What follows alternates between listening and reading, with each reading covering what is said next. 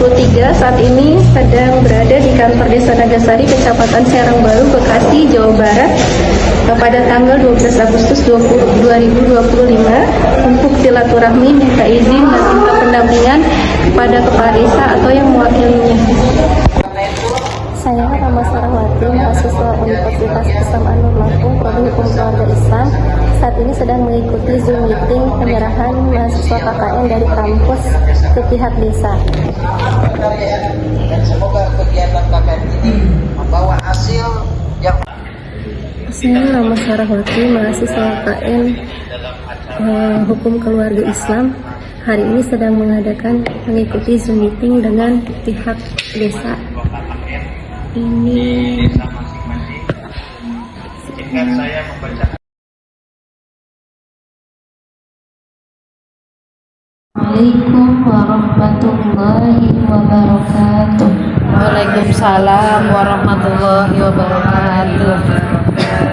Alhamdulillah nahmaduhu wa nasta'inuhu wa nastaghfiruh wa na'udzu billahi min shururi anfusina wa min sayyiati a'malina may yahdihillahu fala mudilla lahu wa may yudlil fala hadiya lahu.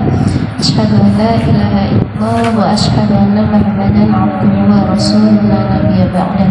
Rabbi shrah li sadri wa yassir li amri wahlul 'uqdatam min lisani yafqahu qawli. Rabbi zidna ilman warzuqna fahman bi rahmatika ya arhamar rahimin. Alhamdulillah, puji syukur kehadirat Allah Subhanahu wa Ta'ala. Salawat serta salam marilah kita limpah curahkan kepada Nabi Muhammad Sallallahu Alaihi Wasallam, ya beserta para keluarganya, para sahabatnya, dan semoga saja sampai kepada kita umatnya yang senantiasa istiqomah hingga akhir zaman. Amin ya Allah ya Rabbal Alamin. Ibu-ibu yang dirahmati Allah, apa kabar hari ini? Alhamdulillah, luar biasa. Allahu Akbar. Masya Allah. Kita ada berapa ribu orang? Masya Allah. Saya tuh udah ekspektasi saya tuh kayak nanti banyak orangnya ya, nanti takut gak muat kita di komando aja tuh di situ gitu. Ya Allah. Saking ini ya saya terlalu ekspektasi saya tuh apa ya tinggi, terlalu tinggi Masya Allah. Tapi gak apa-apa ya. Alhamdulillah ibu-ibu sudah Allah mudahkan untuk hadir di sini. Ya, ini kajian rutin kita yang ke berapa ya? Oh ya, sekian kali pokoknya ya, jangan bosan-bosan. Insyaallah hari ini kita akan bahas tentang belajar parenting ala Nabi Ibrahim. Sebenarnya ala keluarga Nabi Ibrahim sih, bukan Nabi Ibrahim saja. Nanti kita akan belajar tentang parenting. Jadi keluarganya Nabi Ibrahim itu kan ada Ismail, ada siapa? Ibu kita ya, si Hajar, ya, kemudian si Sarah, ya, ada anaknya lain lagi ya, Nabi Ishak, gitu ya, Nabi Ismail, gitu. Jadi itu kan apa ya, meneladani parenting bagaimana sih keluarga ini tuh di dalam melakukan pengasuhan terhadap anak-anaknya sehingga menghasilkan output yang sangat bagus gitu. Kalau kita melihat misalkan biasanya kalau membahas tentang Nabi Ibrahim dan Nabi Ismail itu kan biasanya kalau apa Bu? Kalau Idul Adha, ya itu ya diteladani banget. Bagaimana seorang anak gitu ya yang baru menginjak remaja, tapi ketika ayahnya bilang gitu Allah itu memerintahkan apa ya untuk menyembelihnya gitu ya. Tapi kata Nabi Ismail itu, wahai ayahku lakukanlah ya. Innani sesungguhnya engkau akan mendapati aku sebagai orang-orang yang sabar ya gitu, sebagai orang-orang yang sabar. Dari bahasanya saja kan ini tuh anak remaja gitu ya, tapi dari bahasanya itu udah sopan gitu ya Bu, udah baik gitu ya, udah dari cara komunikasinya tuh ya enggak kayak anak sekarang ya, jauh banget.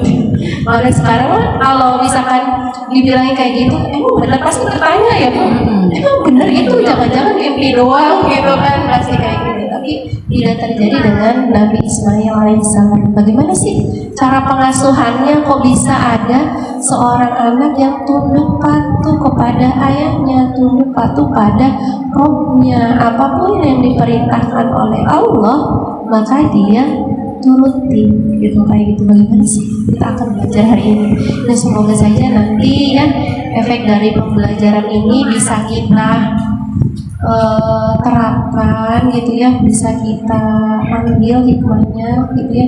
Semoga saja kita menjadi ibu yang lebih sabar gitu ya, yang lebih banyak nanti tentang ilmu pengasuhannya gitu, tahu tentang hak anak kita tuh harus bagaimana gitu ya, terus kewajiban kita sebagai ibu tuh harus bagaimana gitu ya. Nih soalnya ya cekidot, tapi saya nggak ada ini ya Bu, nggak pakai nih, nggak ada layar, jadi hari ini saya jadi perhatian utamanya. Lagi saya suka malu kalau dilihatin ya Bu, jangan lihatin saya. Ya, insyaallah silakan ibu-ibu sambil dimakan hidangannya. Dan insyaallah jam 11 insyaallah kita liburan ya, insyaallah. Assalamualaikum warahmatullahi wabarakatuh. Saya Rama Sarahwati, mahasiswa KKN Universitas Islam An-Nur Lampung, kelompok 23, Prodi Hukum Keluarga Islam. Hari ini hari Kamis tanggal 25 September 2025 akan mengadakan KKN mandiri, yaitu mengajarkan tahsin untuk dewasa. Bismillahirrahmanirrahim. Kita mulai dari baca surah ya.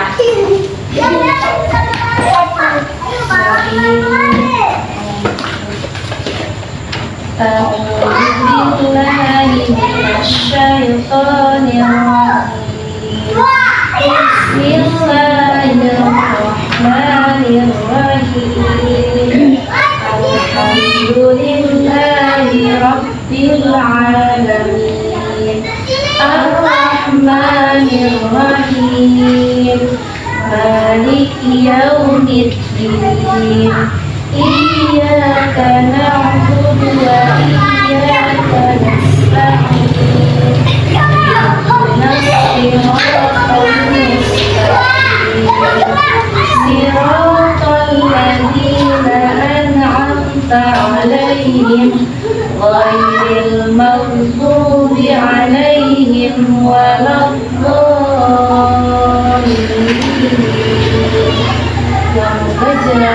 Raditu billahi rabba wa bil islami dina wa bil muhammadin nabiyyan wa rasulah. Rabbi zidni ilma warzuqni fahma. Alhamdulillah, ini pertemuan pertama kita ya. Semoga berlanjut. Semoga berlanjut. Kita bahas apa dulu ya? Bahas langsung ke ini aja ya. Langsung ke jilid 1 ya.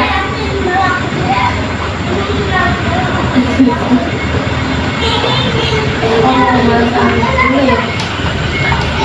Tapi nggak ada ini. Bahas aja. Jadi kalau jilid 1 ini, pokoknya intinya itu dia kalau kayak gitu kalau antum nggak bisa dia cuma buat panjang doang ya kayak ya kayak ini namanya bisa kayak dia kalau kayak gitu tuh dibaca cepat pendek karena ya apa itu udah panjang, jadi dia harus dibaca cepat pendek. Gimana? A sama dengan A ba gitu, A sama dengan A. Jadi A ba, jadi dibaca cepat pendek. Ingat apa tadi rumusnya? Dibaca cepat pendek. Nah ini udah baca nih. Baca dengan suara pendek gitu. Jadi pendek. Nah, ini udah baca nih. Baca dengan suara pendek gitu. Jadi enggak, tapi kan kadang kalau anak-anak kok gitu ya, sambil mikir gitu ya.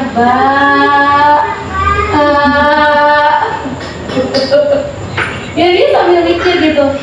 Tapi itu sudah jatuh panjang jadinya, satu ayunan, dua ayunan. Jadi harusnya kalau itu kan ada katakannya di sini ya. Kayak ada ininya alifnya. Nih,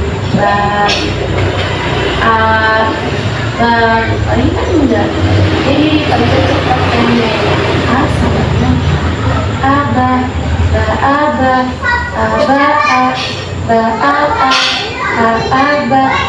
Nah, kuncinya itu kalau baca itu gini, mulutnya masih di sini, matanya udah di sini, ya. Bisa gitu. Mulut masih di sini nih suaranya, matanya udah di sini. Udah kayak udah menit sih, ada 4.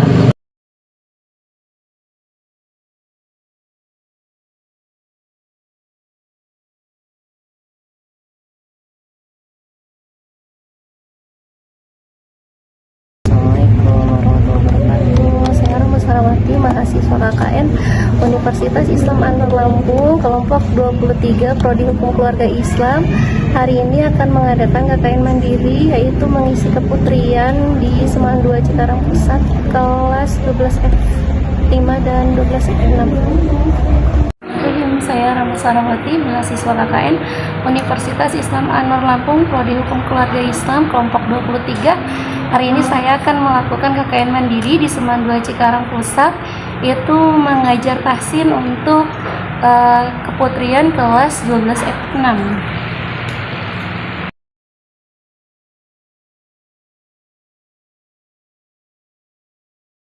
Assalamualaikum warahmatullahi wabarakatuh. Saya Rama Sarawati, mahasiswa KKN Universitas Islam Anur Lampung Prodi Hukum Keluarga Islam kelompok 23.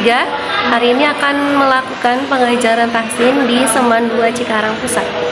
Bismillahirrahmanirrahim. Saya Rama Sarawati, mahasiswa KKN Prodi Hukum Keluarga Islam kelompok 23 Universitas Islam Anur Lampung. Hari ini saya akan mengisi keputrian di Seman 2 Cikarang Pusat. Teman-teman, hari ini kita akan bahas tentang cantik gaya baru. Siapa yang pengen cantik?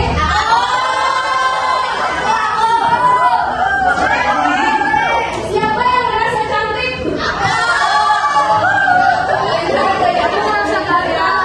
Aku cantik gaya. Oh, menurut kalian cantik gak? Cantik.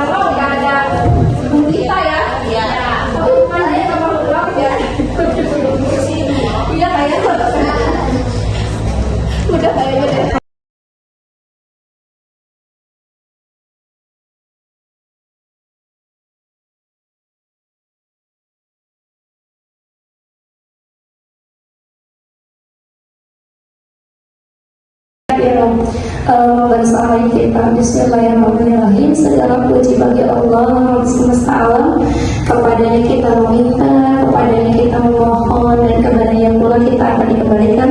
Salawat serta salam marilah kita limpah curahkan kepada Nabi Muhammad Sallallahu Alaihi Wasallam beserta para keluarganya, para sahabatnya, dan semoga juga sampai kepada kita umatnya yang senantiasa istiqomah hingga akhir zaman. Amin ya Allah ya Rabbal Alamin. Suara saya agak sangat yang mohon. Ini juga alhamdulillah banget udah membaik plus 5.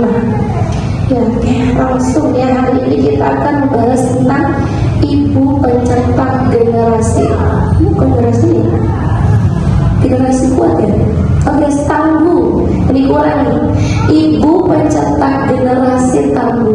Ibu ketika mendengar kata ibu, apa sih yang terlintas di benak ibu-ibu sekalian? Mendidik anak, mengurus rumah tangga, mengurus suami, sama yang banyak sekali ya tugas ibu.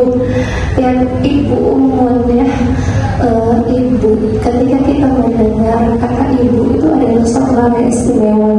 Sama seperti halnya ketika anak kita tuh mengucapkan kata ibu atau kata mama atau kata umi gitu ya, ketika memanggil kita itu adalah suatu hal yang sangat istimewa. Masya Allah, ibu sejatinya adalah sosok yang sangat istimewa dan diutamakan di dalam Islam. Kita bisa, kalau secara bahasa Indonesia ya, ibu itu seperti induk ya Bu. Kalau ayah kan dia induk ya. Nah, sama seperti halnya kita analogikan ibu itu adalah hal yang utama. Misalkan ada IKN, ibu kota negara, ada bapak kota negara, tidak ada yang itu kenapa? Karena yang namanya ibu itu lebih utama ya, adalah suatu hal yang istimewa.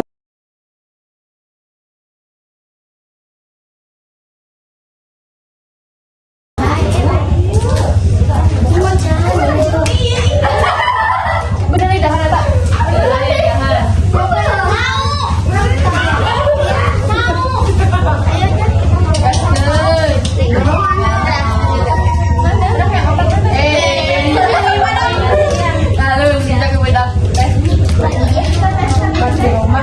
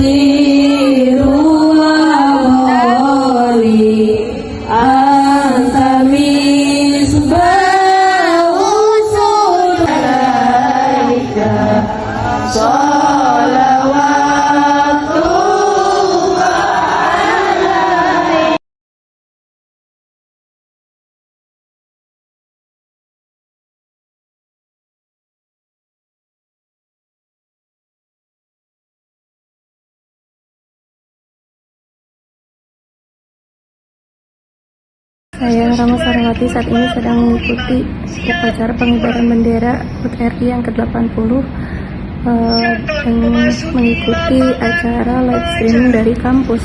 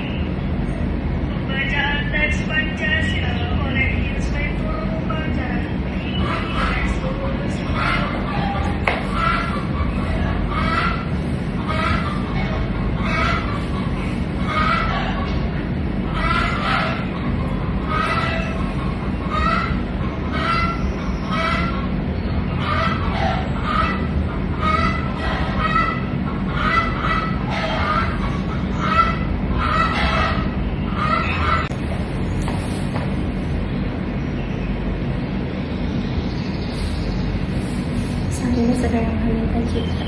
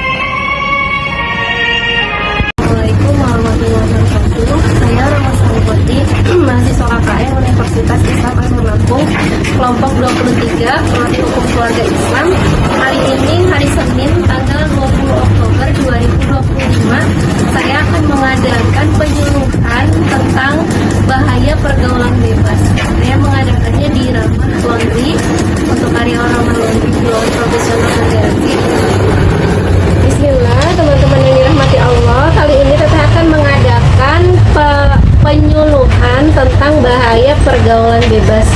Teman-teman tahu nggak sih apa itu pergaulan bebas? Apa ya pergaulan bebas tuh kayak apa ya? Kayak punya temen yang beda gitu. Wah, Salah kayak gitu. Salah pergaulan gitu. Nah iya, salah satunya itu ya. Bahkan pergaulan bebas itu adalah perilaku menyimpang yang melanggar norma-norma sosial, kayak misalkan udah kena narkoba gitu ya, terus dugem gitu ya, terus bergaul dengan lawan jenis, pacaran gitu ya, pacarannya kebablasan gitu, yang akhirnya sebenarnya efek dari pergaulan bebas ini kan kemana-mana ya. Misalkan ketika dia kena narkoba gitu ya, maka dia akan kecanduan gitu ya. Maka efek dari kecanduan ini bisa jadi dia akan menghalalkan segala cara bagaimana supaya bisa mendapatkan narkoba tersebut, kan bisa dengan mencuri ya, bisa dengan berbohong kepada orang tua gitu ya. Terus apalagi ya, bisa pokoknya bagaimana cara mendapatkan uang supaya dia bisa mendapatkan narkoba ini. Narkoba itu kan narkotika dan nah kemudian pergaulan bebas yang lain yang kita bisa melihat di kalangan Gen Z misalnya ya, pacaran yang kelewat batas ya, sehingga bisa menyebabkan MBA, married by accident. Dan sebenarnya di dalam Islam itu kan kalau menikah karena hamil ya sebenarnya itu tidak sah gitu ya kalau di dalam Islam gitu. Nah kemudian pergaulan bebas juga yang salah satunya pacaran itu bisa menyebabkan apa? Hamil di luar nikah. Bahkan ini bisa menyebabkan aborsi ya, karena biasanya kalau dia udah hamil gitu ya, dan bagaimana caranya supaya nggak ketahuan kalau dia itu hamil, biasanya dia akan menggugurkan kandungannya bisa dengan aborsi misalnya. Nah, aborsi juga ini kan bisa membahayakan dua belah pihak ya untuk bayinya pastilah bayinya meninggal gitu ya, dan juga untuk si calon ibunya ini bisa jadi dia juga akan terkena penyakit, atau misalkan dia juga ada juga yang ketika aborsi itu dia juga ikut-ikutan meninggal. Kan ini miris ya, ini adalah efek dari pergaulan bebas. Atau misalkan ketika kita lihat pergaulan bebas di kalangan Gen Z sekarang, misalkan ya tawuran gitu ya. Tawuran ini kan sudah kemana-mana efeknya.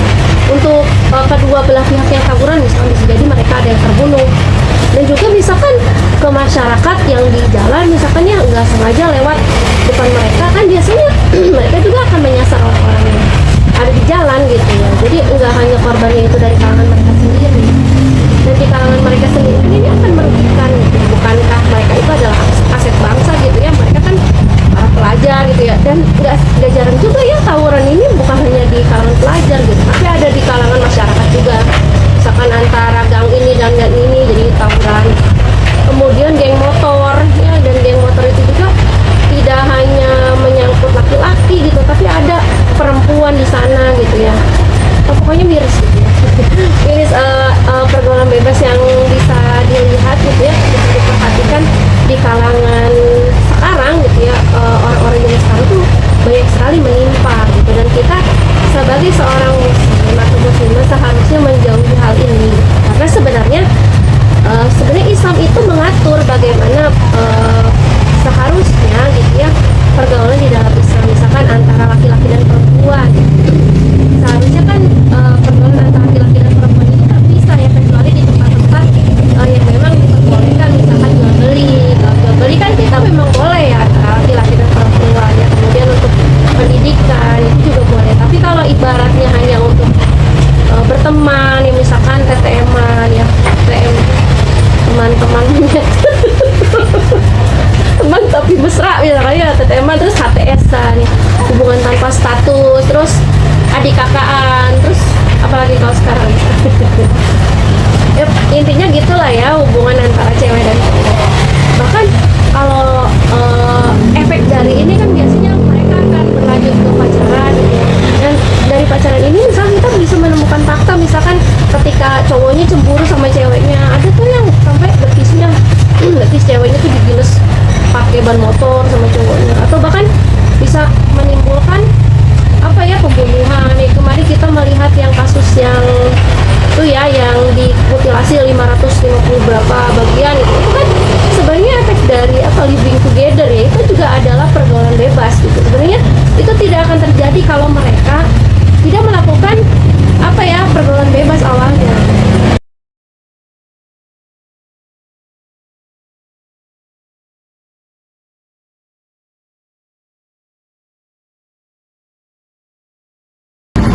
Assalamualaikum warahmatullahi wabarakatuh. Saya mahasiswa KKN Universitas Islam Anur Lampung, kelompok 23, Prodi Hukum Keluarga Islam. Hari ini hari Selasa tanggal 21 Oktober 2025, saya akan melakukan wawancara kepada salah seorang guru pengajar bimbel anak hebat di Cilangkara.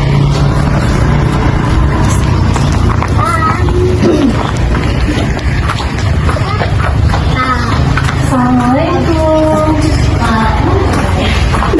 Waalaikumsalam warahmatullahi wabarakatuh. Ibu mau minta waktunya sebentar ya. Ingin mewawancara ya, karena ada tugas KKN Ibu. Sebelumnya terima kasih ya karena sudah menyempatkan waktunya, sudah menerima kami ke sini. Sama-sama. Saya boleh bertanya dengan ibu siapa? Baik, nama saya Nesa Rini, biasa dipanggil Ibu Mai. Alhamdulillah saya di sini di Binda dengan saya.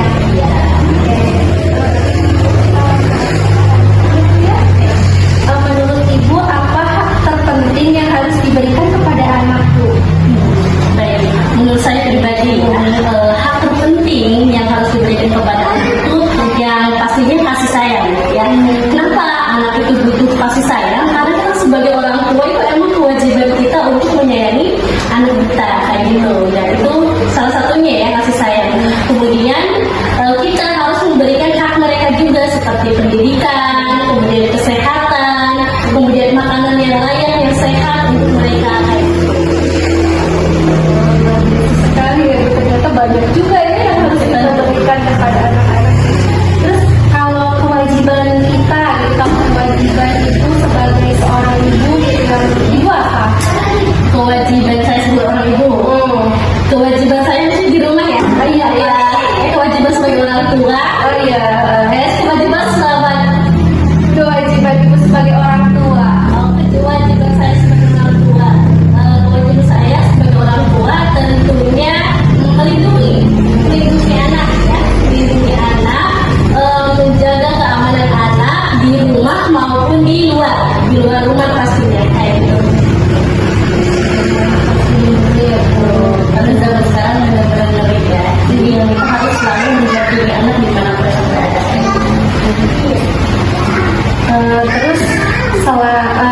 Terus ketika harus sayang ya sama anak, selain disayang tuh menurut ibu anak-anak juga harus butuh apa lagi sih dari kita sebagai orang tua? Baik, sudah saya jelaskan di awal ya, selain anak-anak butuh kasih sayang dari kita sebagai orang tua, tentunya hak-hak lain juga harus dipenuhi dong. Kayak misalkan contohnya yang paling penting pendidikan. Pendidikan anak itu benar-benar sudah menjadi tanggung jawab yang sangat besar untuk orang tua. Itu yang pertama ya, pendidikan. Kemudian apalagi? Kesehatan. Tentunya ya, kesehatan anak itu juga sangat penting bagi kita sebagai orang tua. Kemudian apalagi? Ya misalnya banyak lah kayak ya, selain pendidikan, makanan, tentunya makanan, kesehatan, pakaiannya juga dong. Pakaian anak kadang-kadang kan kalau kita udah jadi orang tua nih, kebutuhan itu dikesampingkan gitu, lebih memenuhi kebutuhan anak daripada diri kita. Kenapa? Saking sayang kita tuh ke anak kayak gitu ya.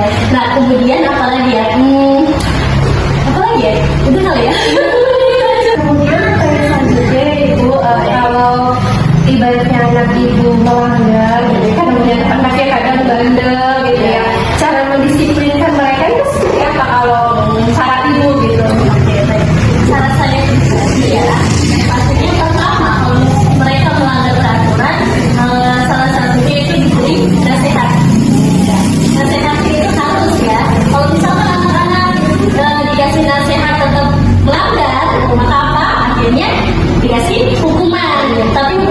hukuman yang sangat berat gitu enggak ya. Paling hukuman yang misalkan tidak boleh keluar rumah, di dalam aja, berikutnya diskusi, itu yang satu lagi tidak boleh ya, tidak boleh keluar rumah, tidak di dalam, paling kayak gitu. Nanti habis itu udah mereka kendala ya. Jadi kalau nilai kita kan itu paling penting.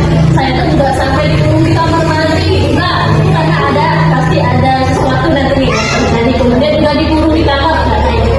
Paling cuma di rumah dikunci, tidak boleh keluar kan gitu. Kita tidak akan menimbulkan trauma juga ya Bu.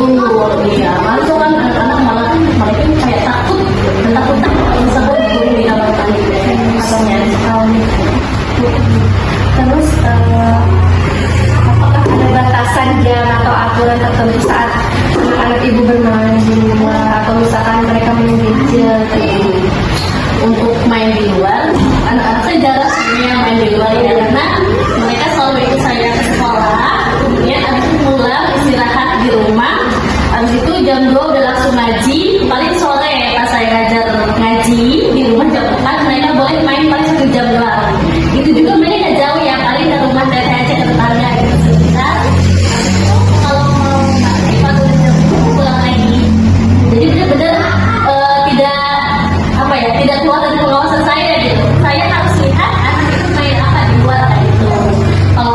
Apa tadi ini ya main gadget ya, kalau untuk main gadget ya anak saya main gadget tapi tetap dibatasi dan diawasi ya. Kita lihat tontonannya apa gitu ya, tontonannya apa, kemudian berapa menit kayak gitu pasti dibatasi.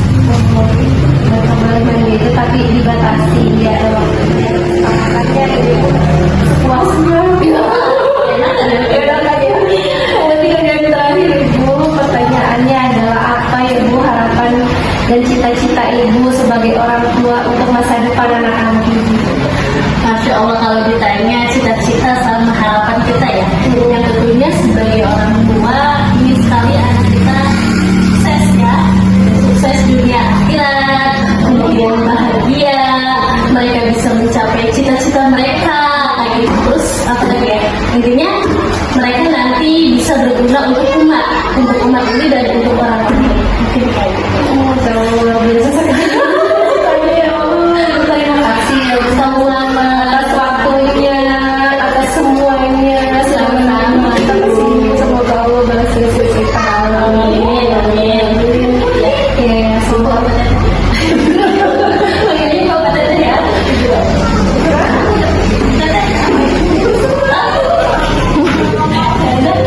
Ibu, yang itu juga semangat ya, kayaknya Allah mudahkan.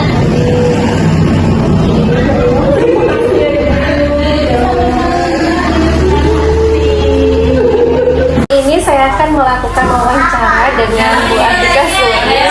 Beliau adalah owner dari Bimba Biran Junior Sukamahi, Cikarang Pusat, Kabupaten Bekasi. Baik Bu Atika, apa kabarnya?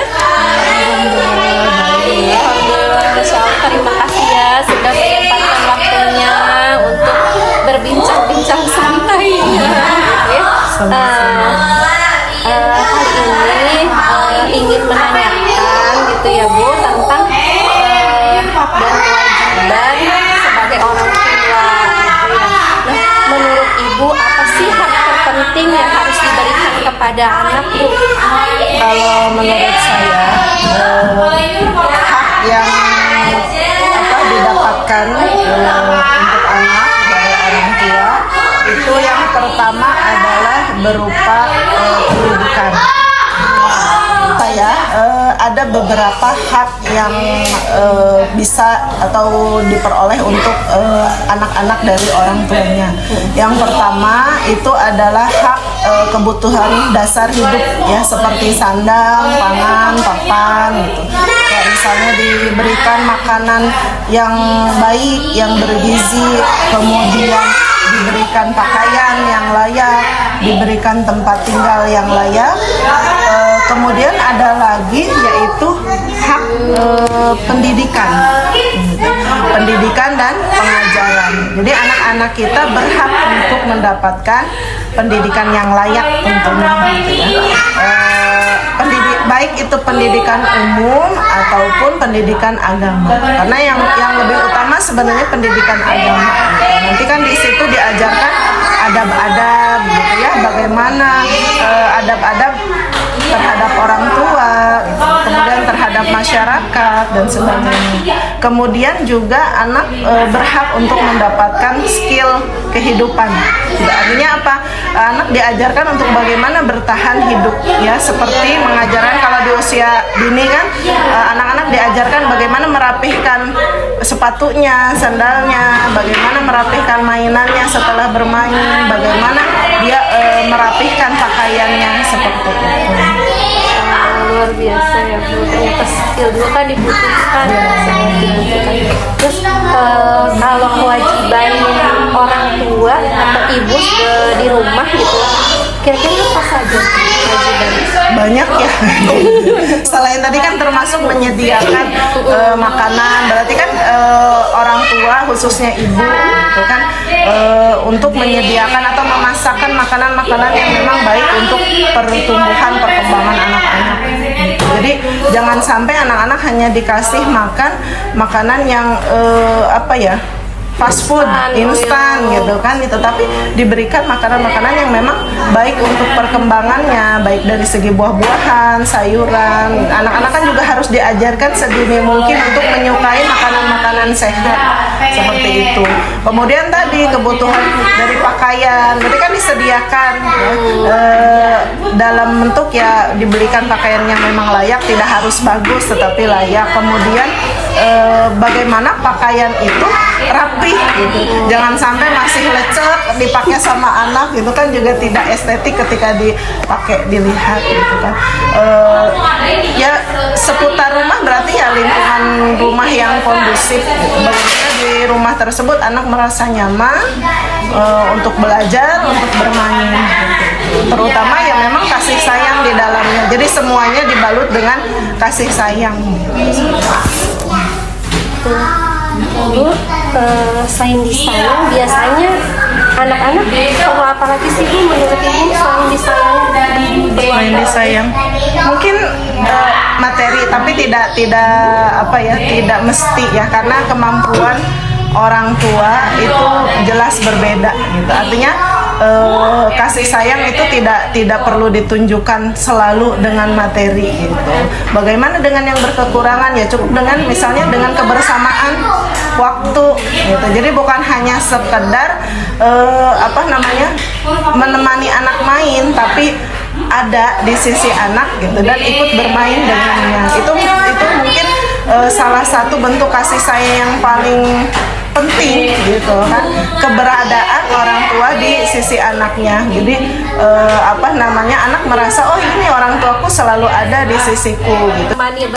Menemani bermain gitu. Jadi dibanding dengan memberikan anak-anak materi mainan atau misalnya memenuhi segala keinginan gitu, tapi tanpa didampingi, saya pikir lebih berefek yang anak yang menemani orang tua bermain gitu. Walaupun misalnya permainan itu ya sederhana seperti congklak itu, main permainan-permainan yang sederhana yang anak-anak materi mainan atau misalnya memenuhi segala keinginan gitu, tapi tanpa didampingi, saya pikir lebih berefek yang anak yang menemani orang tua bermain gitu. Walaupun misalnya permainan itu ya sederhana seperti congklak itu, main permainan-permainan yang sederhana yang melibatkan orang tua dengan anak. Menjadi momen yang sangat berkesan ya, dan itu akan diingat oleh anak sampai dia nanti ya dewasa seperti itu. Nah terus pertanyaannya adalah Ibu biasanya kan kalau anak-anak tuh namanya anak-anak ya, kadang suka bandel, kadang suka melanggar peraturan gitu. Kalau cara Ibu mendisiplinkan mereka tuh bagaimana Bu? Jadi anak-anak ya memang memiliki sifat anak-anak gitu ya. Tapi kalau misalnya kita perhatikan, sebenarnya bukan hanya hal-hal negatif ya tadi ketika bandel, tapi banyak juga positifnya gitu. Artinya kita harus menyeimbangkan gitu. Kalau misalnya dia berbuat kebaikan atau mengikuti arahan yang kita mau gitu ya, kita kasih reward gitu kan. Supaya apa? Supaya anak merasa dihargai dan dia mengulangi kebiasaan-kebiasaan baik itu gitu. Jadi merasa dihargai gitu ya, merasa oh ini nih aku ketika berbuat kebaikan orang tuaku senang, menghargai gitu. Kemudian kalau kan misalnya sebaliknya ada pelanggaran-pelanggaran yang dilakukan oleh anak gitu ya, di luar kesepakatan yang sudah disepakati antara anak dengan orang tua, ya perlu juga gitu supaya menimbulkan efek jerak atau efek pendidikan ke anak, tapi tentunya bukan dengan kekerasan. Ya, pendisiplinan ya, itu perlu ketegasannya. Tinggal di awal ketika misalnya kita perlu buat kesepakatan dengan anak gitu ya, misalnya tentang bermain gadget. Bermain gadget itu kita tentukan berapa lama waktunya. Kalau misalnya waktunya sudah selesai, sudah habis, ya sudah, kita harus tegas, harus berani mengambil gitu kan. Jadi jangan nanti dulu, nanti ya mah gitu kan. Terus kita juga mengikuti kemauan anak ya. Jadi kalau misalnya sudah disepakati 30 menit, ya sudah, nanti lagi ya gitu. Seperti itu. Jadi reward dan punishment penting sih gitu, supaya anak disiplin, dan kitanya harus tegas. Kalau kitanya pelin-pelan gitu kan dalam menerapkan tadi hukuman, nanti anak berpikir kayaknya kemarin tuh aturan kemarin tuh nggak harus ditaati gitu. Jadi bisa saja sih nanti melanggar. Ibu, apa harapan dan cita-cita Ibu untuk masa depan anak-anak? Banyak ya. Terutama ya saya berharap anak-anak saya dan anak-anak yang lain gitu kan bisa menjadi anak-anak yang solihah, bisa berprestasi, bukan hanya sekedar pintar dari bidang akademiknya saja gitu kan, tetapi memiliki adab dan budi pekerti yang luhur. Terima kasih Bu atas waktunya, atas sharingnya. Ya Allah, semoga anak-anak kita menjadi anak-anak yang sehat, anak-anak yang cerdas, anak-anak yang soleh dan solehah.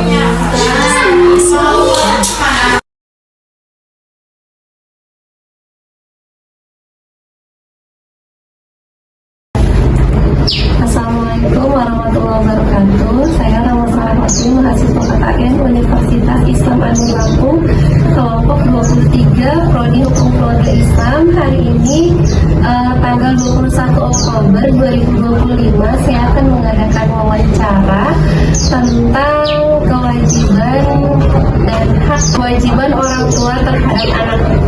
Kali ini saya akan mewawancarai seorang ibu dengan satu orang putri berusia 5 tahun, namanya Askia, ibunya namanya Ranti. Langsung saja ya Ibu. Iya. Terima kasih sudah meluangkan waktunya.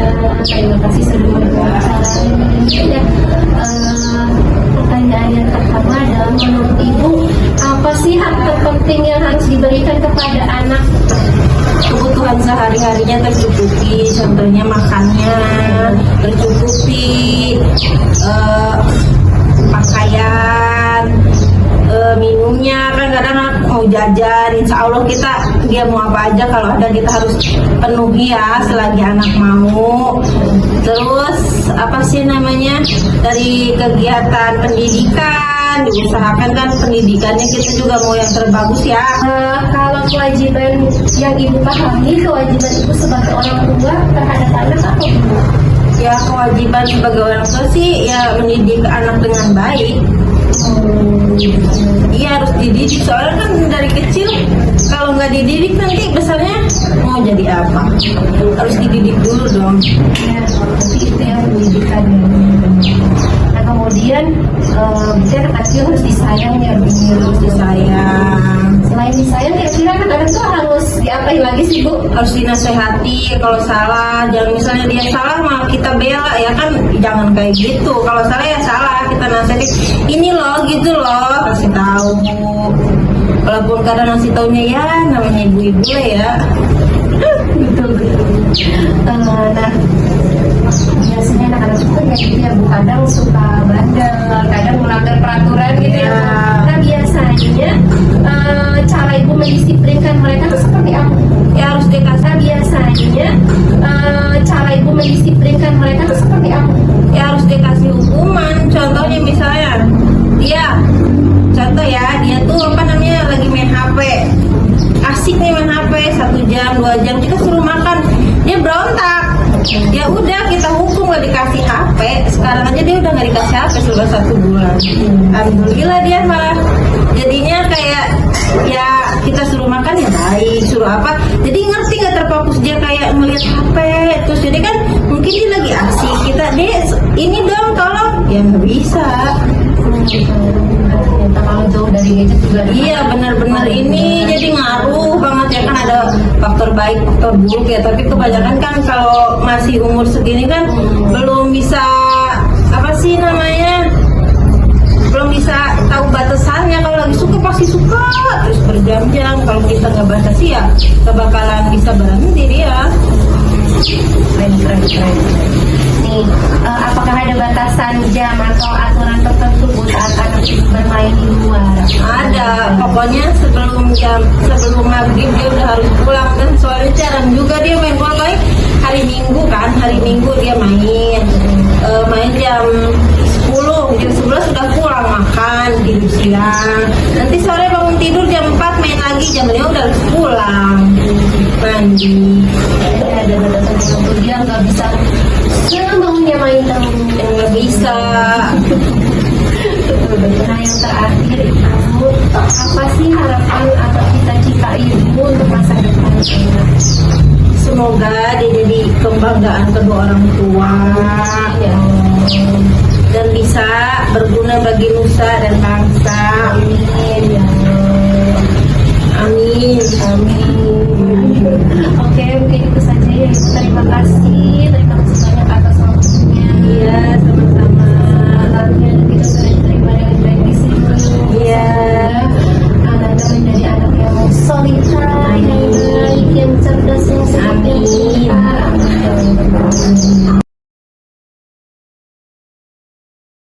Saya Rama Sarawati, mahasiswa KKN Universitas Islam Anur Lampung, kelompok 23, Prodi Hukum Keluarga Islam. Hari ini tanggal 21 Oktober 2025, saya sedang berada di kantor KUPA Kecamatan Serangbaru untuk meminta data berapa jumlah pernikahan di tahun 2020. Dan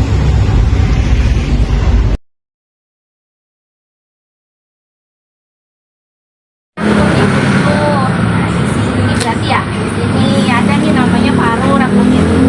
Jadi ini sangat memudahkan karyawan laundry untuk mengambil bajunya gitu tanpa harus mencari-cari, karena kan raknya banyak ya, ada di sini gitu, ada juga di belakang sini. Jadi ini nanti akan sangat memudahkan para owner laundry juga para karyawan laundry untuk supaya tidak capek-capek lagi nyari letak baju itu ditempatkan. Kemudian dengan digitalisasi laundry, kita juga akan memudahkan owner untuk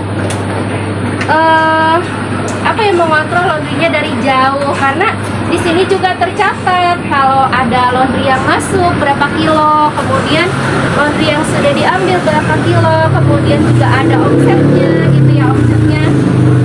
Misalkan kita lihat di sini ya data statistiknya, maka omset hari ini total uang diterimanya adalah 313.000 dari 13 nota gitu.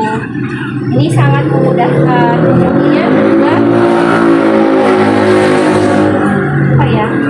di sini juga kita bisa transfer. Jadi ada riwayat transfernya, ada riwayat debitnya. Nanti yang transfer, nah ini yang transfer ada 198.000. Jadi ini akan memudahkan para pengusaha laundry supaya bisa membuka banyak cabang, kemudian bisa mereka tuh autopilot gitu, tanpa harus mengontrol laundrynya setiap waktu gitu. Apalagi ya digitalisasi laundry ini memang sangat penting sih kalau menurut saya, dan ini seharusnya dilakukan oleh para owner laundry karena akan sangat memudahkan bagi mereka. Itu saja mungkin. Assalamualaikum warahmatullahi wabarakatuh. Assalamualaikum warahmatullahi wabarakatuh. Saya Rama Sarawati, mahasiswa KKN Universitas Islam Anur Lampung, kelompok 23, Prodi Hukum Keluarga Islam. Hari ini hari Rabu,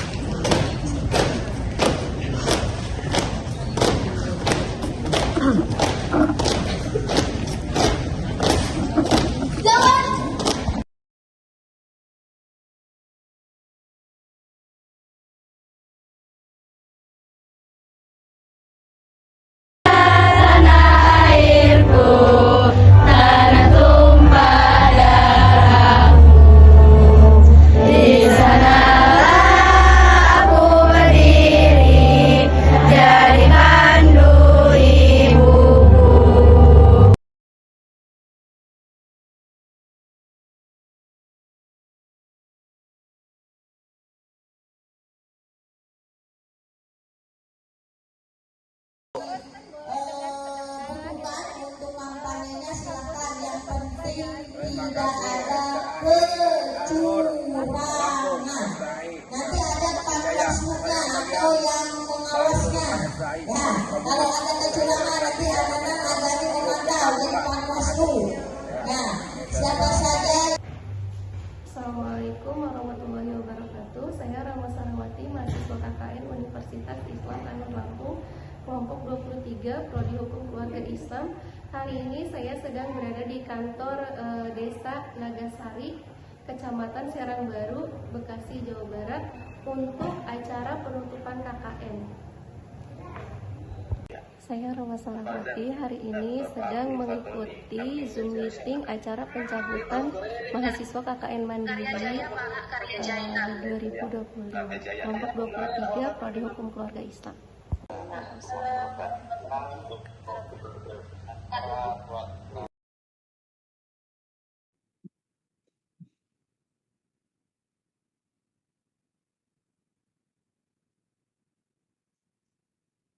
batik kayak gitu balik ke anak udah diukur Aden, ini sampai bagus